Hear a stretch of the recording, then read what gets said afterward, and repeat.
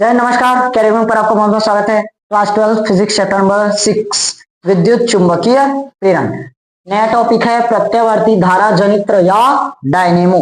प्रत्यावर्ती धारा जनित्र या प्रत्यावर्ती धारा डायनेमो। देखो, इसको हमने पिछले क्लास में पढ़ के आए हैं, तो ज्यादा दिक्कत नहीं होना चाहिए। इसको दो प्रकार से पढ़ना है, मैं एक का ही पढ़ाऊंगा, एक का खुद से प्रैक्टिस करो। एक का बस पढ़ेंगे, एक का खुद से प्रैक्टिस करोगे बुक से देखकर। ठीक, मैं उसका नोट्स वैसे भी टेलीग्राम में शेयर कर दूंगा, वहां से जाकर देख लेना, नोट्स में से समझ में आ जाएगा। क्योंकि जैसा कॉन्सेप्ट यहाँ लगेगा लगभग वहां भी वैसे ही लगेगा, इसलिए दूसरे को नहीं समझेंगे, एक का बस समझेंगे। देखो, प्रत्यावर्ती धारा जनित्र या डायनेमो, ये होता क्या है? जो यांत्रिक ऊर्जा को किस में बदल दे? विद्युत ऊर्जा में, उसे क्या कहते हैं? प्रत्यावर्ती धारा जनित्र या डायनेमो कहते हैं। वह उपकरण जो यांत्रिक ऊर्जा को विद्युत ऊर्जा में परिवर्तित कर दे। क्लियर हुआ? अब ये दो प्रकार से होगा। कितने प्रकार से? दो प्रकार से। अच्छा, एक मिनट, ये कौन से सिद्धांत पर कार्य करेगा? विद्युत चुंबकीय प्रेरण के सिद्धांत पर। ठीक, वही चैप्टर पढ़ रहे हैं ना। कौन से सिद्धांत पर कार्य करता है? विद्युत चुंबकीय प्रेरण। ये विद्युत चुंबकीय प्रेरण के सिद्धांत पर कार्य करता है। समझ में आया? अब इसके प्रकार समझ लेते हैं। प्रत्यावर्ती धारा दो प्रकार से होगा डायनेमो। एक प्रत्यावर्ती धारा डायनेमो, दूसरा दिष्ट धारा डायनेमो।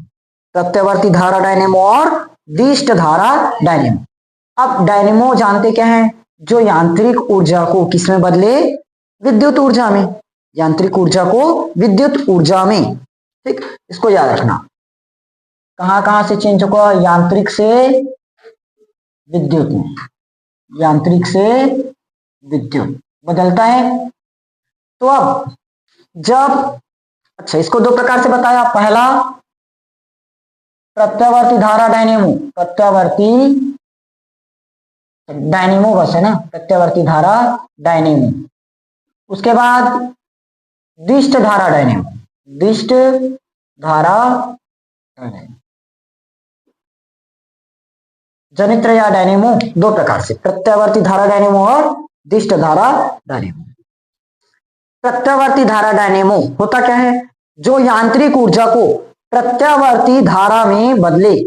यांत्रिक ऊर्जा को प्रत्यावर्ती धारा में बदले, मतलब वह उपकरण जो यांत्रिक ऊर्जा को विद्युत प्रत्यावर्ती धारा में परिवर्तित कर दे, उसको क्या कहेंगे? प्रत्यावर्ती धारा डायनेमो। क्योंकि साफ हमने जाना, यांत्रिक को किस में बदलेगा? विद्युत में। यांत्रिक को विद्युत में, तो विद्युत प्रत्यावर्ती धारा में बदला मतलब प्रत्यावर्ती धारा डायनेमो। विद्युत दिष्ट धारा में बदला मतलब दिष्ट धारा डायनेमो। क्लियर हुआ? ये था इसकी परिभाषा। जैसे जैसे बोल रहा हूं वैसे वैसे हेडिंग टू हेडिंग करके लिख लेना। पहले हम हेडिंग करेंगे धारा या जनित्र या डायनेमो, फिर उसका परिभाषा लिखना जो यांत्रिक ऊर्जा को विद्युत ऊर्जा में परिवर्तित करता है। पैराग्राफ चेंज करके लिखोगे, यह विद्युत चुंबकीय प्रेरण के सिद्धांत पर कार्य करता है। उसके बाद लिखेंगे पहला इसे दो प्रकार से बांटा गया है या इसके प्रकार। पहला प्रत्यावर्ती धारा डायनेमो, दूसरा दिष्ट धारा डायनेमो। प्रत्यावर्ती धारा डायनेमो हेडिंग करके लिखना। जो भी बताया क्या करेगा? यांत्रिक को विद्युत प्रत्यावर्ती धारा में परिवर्तित करता है, और जो यांत्रिक को विद्युत दिष्ट धारा में परिवर्तित करता है। क्लियर हो गया? अब अपन ये चित्र देखते हैं। ये है हमारा प्रत्यावर्ती धारा डायनेमो। प्रत्यावर्ती धारा डायनेमो, प्रत्यावर्ती धारा डायनेमो की परिभाषा तो क्लियर हो गया। अब जानेंगे सीधा इसका जो भी कार्यविधि है। सबसे पहले इसको कुछ भाग में वर्णन करेंगे। पहले आएगा इसका सिद्धांत। पहले क्या है? सिद्धांत। देखो, मैं अब भी बताया कौन से सिद्धांत पर कार्य करता है? विद्युत चुंबकीय प्रेरण। तो विद्युत चुंबकीय प्रेरण का सिद्धांत लिखना पड़ेगा। विद्युत चुंबकीय प्रेरण का सिद्धांत क्या होता है? विद्युत चुंबकीय प्रेरण के सिद्धांत, जब किसी कुंडली में क्या करते हैं? धारा प्रवाहित करते हैं, तो उससे बद्ध चुंबकीय फ्लक्स में क्या होता है? परिवर्तन होता है, जिसके कारण प्रेरित धारा और प्रेरित विद्युत भाग बल उत्पन्न होता है। इसे हमने क्या कहा? विद्युत चुंबकीय प्रेरण। समझ में आया? तो यहां पर भी लिखेंगे प्रत्यावर्ती धारा डायनेमो विद्युत चुंबकीय प्रेरण के सिद्धांत पर कार्य करता है। समझ में आया? प्रत्यावर्ती धारा डायनेमो विद्युत चुंबकीय प्रेरण के सिद्धांत पर कार्य करता है। क्लियर। अब यहां बताना पड़ेगा इस चित्र के बारे में। देखो एबीसीडी हमारा तो एक कुंडली है, तो पहले सिद्धांत लिखेंगे क्या है। जब किसी कुंडली को एबीसीडी एक कुंडली है ना, जब किसी कुंडली को एक शक्तिशाली चुंबक के ध्रुव खंड के मध्य रखा जाता है। जब किसी कुंडली को शक्तिशाली चुंबक के ध्रुव खंड के मध्य रखा जाता है, या ऐसे लिख सकते हो, जब किसी कुंडली को किसी चुंबकीय क्षेत्र में तेजी से घुमाया जाता है। ठीक, जब किसी कुंडली को किसी चुंबकीय क्षेत्र में तेजी से घुमाया जाता है, लेकिन चुंबकीय क्षेत्र प्रबल रहना चाहिए, मतलब शक्तिशाली चुंबक रहना चाहिए। ठीक, यहां तक समझ में आया। जब किसी कुंडली को किसी शक्तिशाली चुंबकीय क्षेत्र में तेजी से घुमाया जाता है, यहां तक समझ में आया। अब घुमाने के कारण क्या होगा, कुंडली से बद्ध चुंबकीय फ्लक्स में परिवर्तन होगा। कुंडली से बद्ध चुंबकीय फ्लक्स में क्या होता है, परिवर्तन होता है। अब चुंबकीय फ्लक्स में परिवर्तन होगा मतलब क्या उत्पन्न होता है, प्रेरित धारा और प्रेरित विद्युत वाहक बल उत्पन्न होता है। समझ में आया, यहां तक क्लियर। अब देखो कुंडली को हमने क्या किया, शक्तिशाली चुंबकीय क्षेत्र में रखा, और रखने के बाद उसको क्या किया, घुमाया। तो घुमाने के कारण क्या हुआ, प्रेरित धारा उत्पन्न हुआ। सबसे पहले चुंबकीय फ्लक्स में क्या होगा, परिवर्तन। चुंबकीय फ्लक्स में परिवर्तन हुआ जिसके कारण से क्या उत्पन्न होता है, प्रेरित धारा और प्रेरित विद्युत वाहक बल। क्लियर हुआ यहां तक। अब जो कार्य होगा वही कार्य किसमें बदल जाता है, विद्युत ऊर्जा के रूप में बदल जाता है। बदल गया, विद्युत प्रत्यावर्ती धारा में बदलता है ना, बदल गया। जो कार्य हुआ है वही कार्य क्या होता है, प्रत्यावर्ती धारा के रूप में बदल जाता है, मतलब विद्युत प्रत्यावर्ती धारा के रूप में परिवर्तित हो जाता है। समझ में आ गया, क्लियर हुआ यहां तक। चलो एक बार देखें। जब किसी कुंडली को किसी शक्तिशाली चुंबकीय क्षेत्र में तेजी से घुमाया जाता है तो उससे बद्ध चुंबकीय फ्लक्स में परिवर्तन होता है, जिसके कारण प्रेरित धारा और प्रेरित विद्युत वाहक बल उत्पन्न हो जाता है। कुंडली को घुमाने में किया गया कार्य ही विद्युत प्रत्यावर्ती धारा के रूप में परिवर्तित हो जाता है। समझ में आ गया यहां तक, क्लियर हुआ। ये था अभी सिद्धांत, क्लियर सिद्धांत।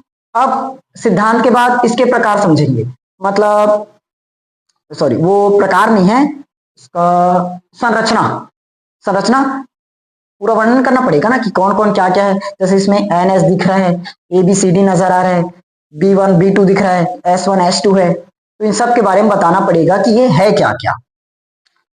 तो संरचना या बनावट देखो चार प्रकार से दिख रहा है मुझे।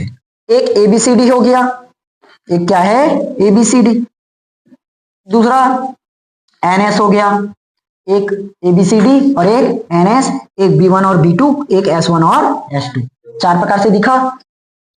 पहला हमने जाना NS, पहला क्या जाने NS, ये क्या है, क्षेत्र चुंबकीय क्षेत्र उत्पन्न करेगा ना, ये क्या है, क्षेत्र चुंबक। दूसरा ABCD क्या है, आर्मेचर, ABCD क्या है, आर्मेचर, इसको समझेंगे अभी सामने में। तीसरा देखो एक B1 और B2 और एक S1 और S2, तो S1 S2 है सर्पी वलय, अभी पूरा वर्णन करेंगे ना, सर्पी वलय। चौथा B1 और B2, इसको बोलते हैं ब्रूश। समझ में आया क्या क्या बात है। सेम हमने कुछ नहीं किया, चित्र को देखकर ही बताए हैं। सिद्धांत लिख लिए, अब सिद्धांत के बाद ये चित्र बना लेना, चलेगा। समझ में आ गया। देखो अब संरचना समझ लेते हैं। NS क्या है, क्षेत्र चुंबक। आर्मेचर क्या है, ABCD। सर्पी वलय S1 और S2, और ब्रूश B1 और B2। सबका नाम लिख देता हूं, ABCD। सर्पी वलय S1 S2, ब्रूश B1 और B2।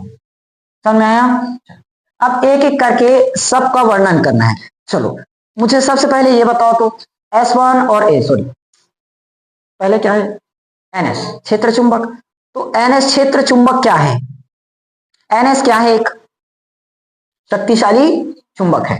NS एक शक्तिशाली चुंबक है, वो नाल चुंबक है ना। NS एक शक्तिशाली नाल चुंबक है। क्लियर यहां तक? ठीक। अच्छा ये बताओ NS जो हमने नाल चुंबक लिया शक्तिशाली, ये स्थायी होगा कि अस्थायी? शक्तिशाली चुंबक है, अब सब स्थायी तो होगा। तो पहला हेडिंग करोगे सिद्धांत, लिख लिए। सिद्धांत के बाद हेडिंग करना संरचना या बनावट, उसके बाद इन चारों को लिखना।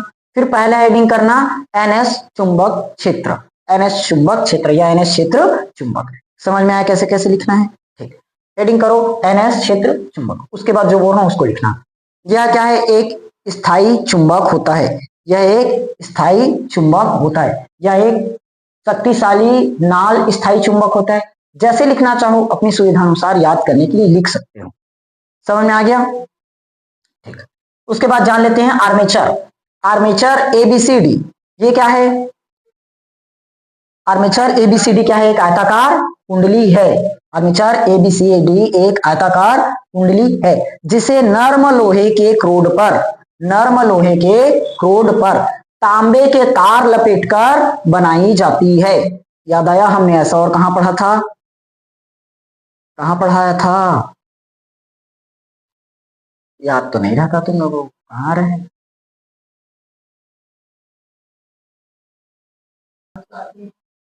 यहां तक समझ में आ गया ना?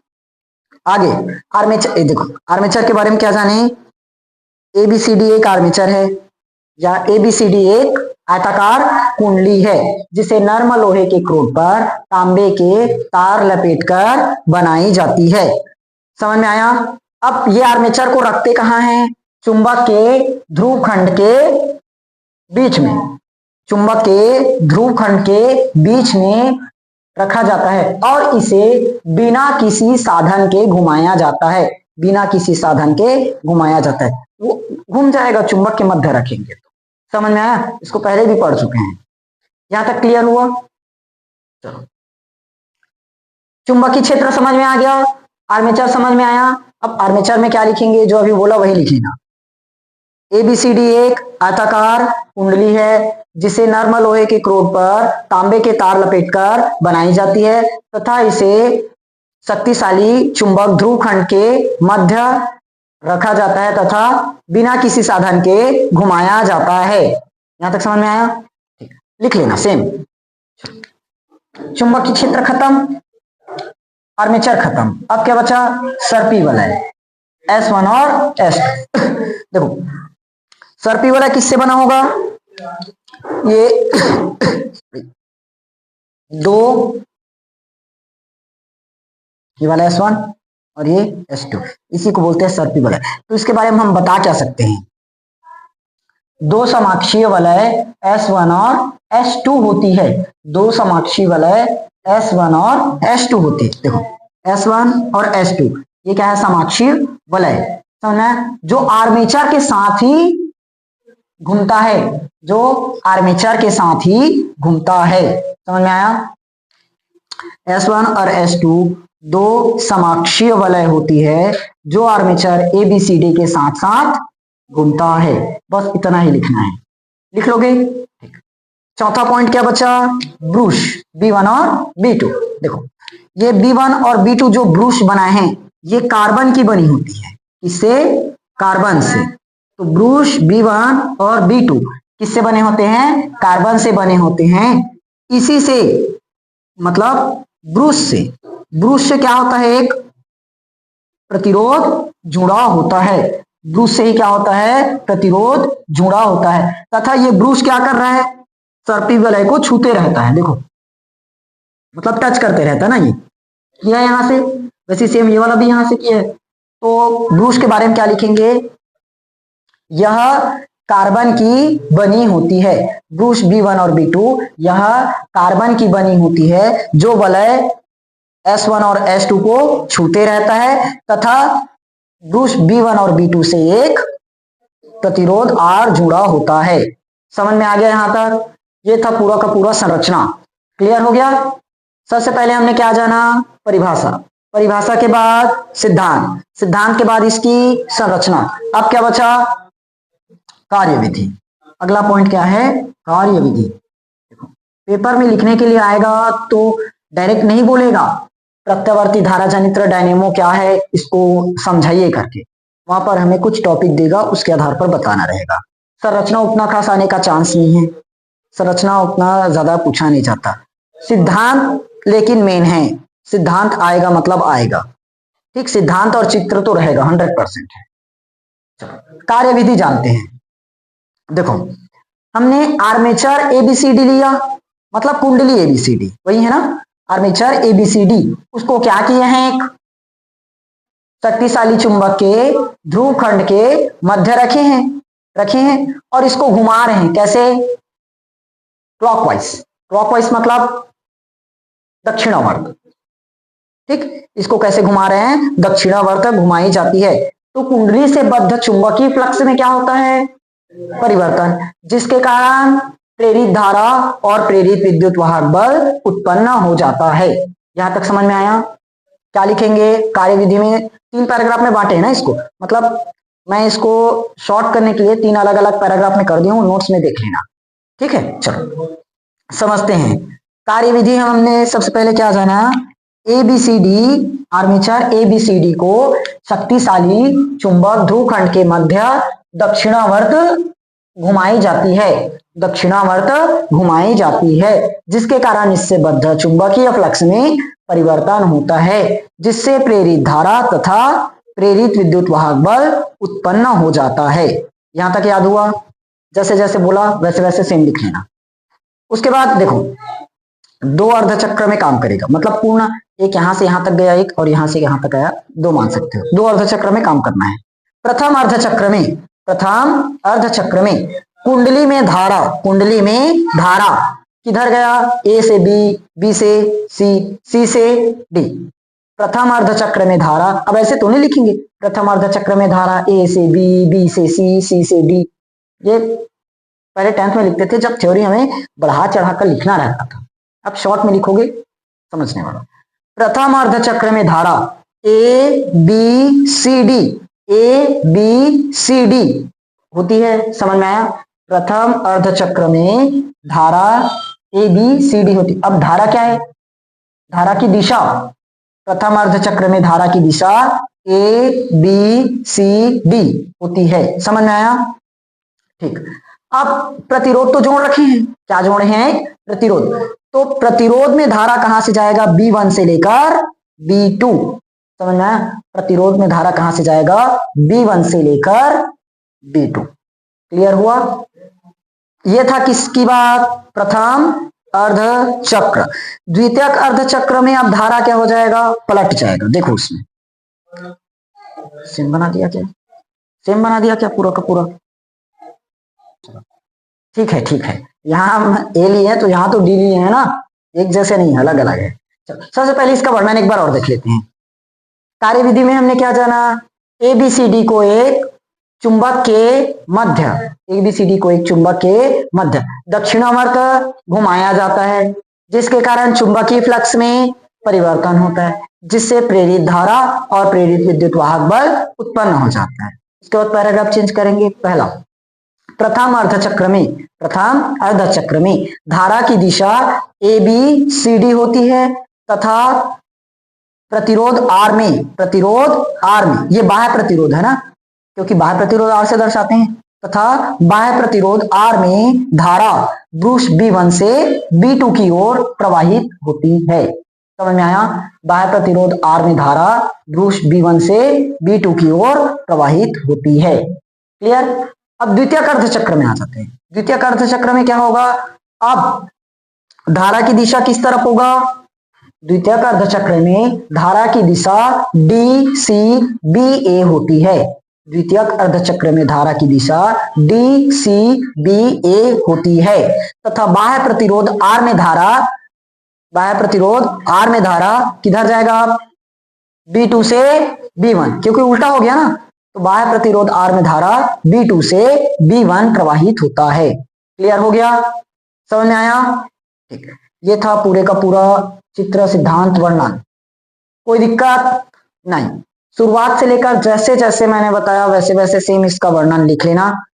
सबसे पहले हेडिंग करना इसको, फिर प्रत्यावर्त इसका परिभाषा लिखना, फिर ये दोनों की परिभाषा, उसके बाद सिद्धांत आ जाएगा, संरचना आएगा, आर्मेचर, सर्पी वलय, ब्रूस, इन सब के बारे में बताओगे। उसके बाद कार्यविधि लिखेंगे, सरल क्वेश्चन है। ठीक, इसके बाद एक टॉपिक है दिष्ट धारा। अगर नहीं बनेगा तो कमेंट करना, उसको मैं बता दूंगा, लेकिन प्रैक्टिस जरूर करोगे। सेम इसी प्रकार से जाएगा, ज्यादा कुछ चेंज नहीं करना रहेगा। ओके, चलिए मिलेंगे अपन नेक्स्ट क्लास में। तब तक के लिए इस टॉपिक को अच्छे से तैयार करो, नोट्स बना लेना।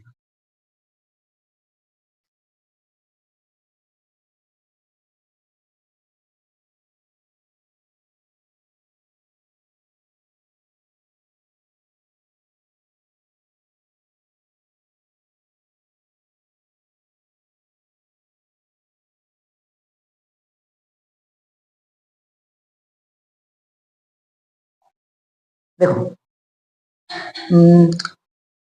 प्रत्यावर्ती धारा डायनेमो हो गया ना, दिष्ट धारा डायनेमो पढ़ने के लिए बोला था, लेकिन मैं उसी में खत्म करवा रहा हूँ। एक ही क्लास में दोनों को खत्म कर लेते हैं। देखो, एक जगह बस चेंज होगा, उस चेंज वाले को मैं बता रहा हूँ। सबसे पहले प्रत्यावर्ती डायनेमो की परिभाषा तो समझ गए, प्रत्यावर्ती धारा डायनेमो समझ गए, दिष्ट धारा डायनेमो समझ गए, हो गया।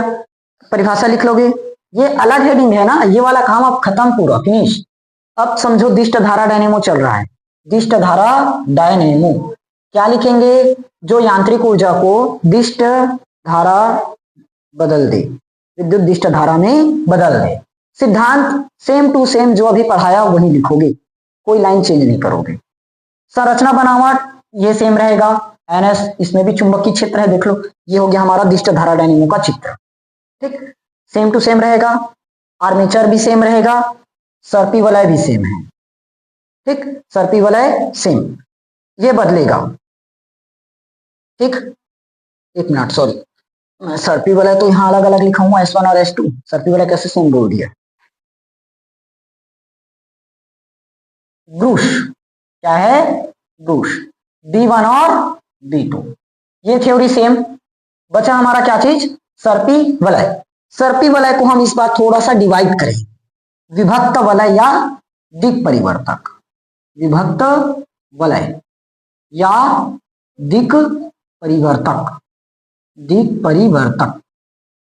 पिछली बार वलय हमने दो लिया था, S1 और S2, इस बार भी दो है, लेकिन थोड़ा सा अलग है। थ्योरी सेम टू सेम लिख लोगे, जैसे ऊपर में थ्योरी लिखी है प्रत्यावर्ती धारा डायनेमो का, वैसे दिष्ट धारा डायनेमो का भी थ्योरी सेम लिखोगे, कोई जगह चेंज नहीं करना। यहां तक आ गया पूरा लिखते लिखते।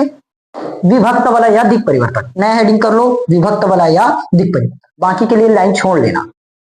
ठीक, बाद में लिखते रहना उसको। विभक्त वलय या दिक् परिवर्तक होता क्या है? देखो, हमने एक ही वलय को दो भाग में तोड़ दिया। एक संपूर्ण वलय इस तरह से रहता है ना, हमने उसको क्या किया, दो पार्ट में इस तरह से तोड़ दिया और इसको इस तरह से बना दिया। देखो बना कि नहीं बना सेम? तो हमने क्या किया, एक वलय को दो भाग में तोड़कर विभक्त वलय तैयार किया। समझ में आया? मतलब इसकी रचना तांबे के एक वलय को तोड़कर या तो नहीं, तांबे के एक वलय को दो भागों में तोड़कर तैयार किया जाता है या बनाया जाता है। समझ में आया? विभक्त वलय में इसकी रचना तांबे के एक तार को दो भागों में बांटकर या तोड़कर बनाया जाता है। समझ में आया? ये क्लियर? अब देखो, इसका एक एक सिरा किससे जुड़ा है? आर्मेचर से, आर्मेचर ABCD से। एक सिरा AB वाले इस A से जुड़ा है और एक सिरा D से जुड़ा है। मतलब आर्मेचर के एक एक सिरे से दोनों भाग क्या होते हैं? जुड़े होते हैं तथा आर्मेचर के साथ घूमते हैं। समझ में आ गया? यही बस चेंज होगा। क्लियर हुआ? विभक्त वलय समझ में आया? तांबे के वलय को दो भाग में बांटकर बनाया जाता है, जिसका एक एक सिरा आर्मेचर से जुड़ा होता है तथा आर्मेचर के साथ ही घूमता है। हो गया तैयार। अब क्या बचा, कार्यविधि। ये तो समझ गए कौन से सिद्धांत पर कार्य कर रहा है, चुंबकीय प्रेरण के सिद्धांत पर। तो सेम लिखेंगे सबसे पहले तो थ्योरी। जब किसी आयताकार कुंडली या किसी आर्मेचर एबीसीडी को चुंबक के मध्य दक्षिणावर्त घुमाया जाता है तो चुंबकीय फ्लक्स के मान में परिवर्तन होता है तथा प्रेरित धारा और प्रेरित विद्युत वाहक बल उत्पन्न हो जाता है। यहां तक लिखेंगे, ठीक।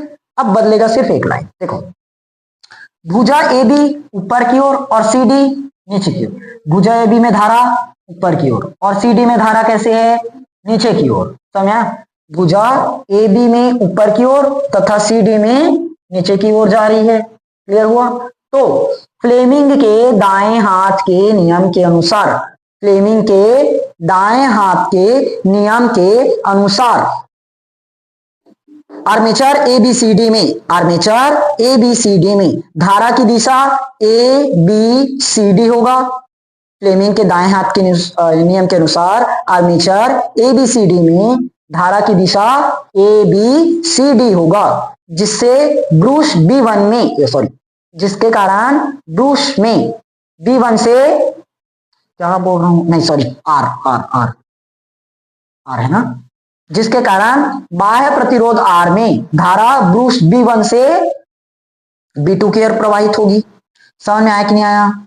सेम पिछले वाला थ्योरी है, सिर्फ हमें यहां पर बताना पड़ा ए बी ऊपर की ओर और सी डी नीचे की ओर है, जिसके कारण से धारा ए बी सी डी प्रवाहित होगा तथा बाह्य प्रतिरोध आर में धारा ब्रूश B1 से B2 की ओर प्रवाहित होगा। समझ में आया। इसी प्रकार द्वितीयक अर्धचक्र में, द्वितीयक अर्धचक्र में प्रेरित धारा की दिशा डीसी बीए होगी, डीसी बीए होगी तथा बाह्य प्रतिरोध में धारा B2 से B1 चलेगा। समझ में आया, क्लियर हो गया। बस इतना ही थ्योरी चेंज करना था, बाकी सब सेम है। हो गया, ये था हमारा दिष्ट धारा डायनेमो खत्म। इसी को मैं बोला था प्रैक्टिस करना करके, खैर इसी क्लास में ही मैंने करा दिया। ओके चलिए, बाकी अब एक ही टॉपिक तो बचा था, वो खत्म कर लिए, न्यूमेरिकल्स स्टार्ट हो जाएगा फिर खत्म। ओके चलो, अब बाकी सवाल खुद से प्रैक्टिस कर लेना, और वैसे इसमें कुछ नहीं, जितना था बता दिया गया है, ठीक।